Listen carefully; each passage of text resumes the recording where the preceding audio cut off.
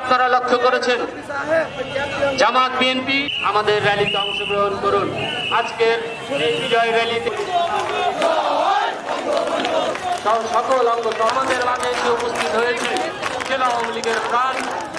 আমরা আবারও ঐক্যবদ্ধ হয়ে শেখ হাসিনা ব্যক্তির থেকে আমরা এগিয়ে যাব, এই প্রত্যয় আজকে আমাদের নিতে হবে।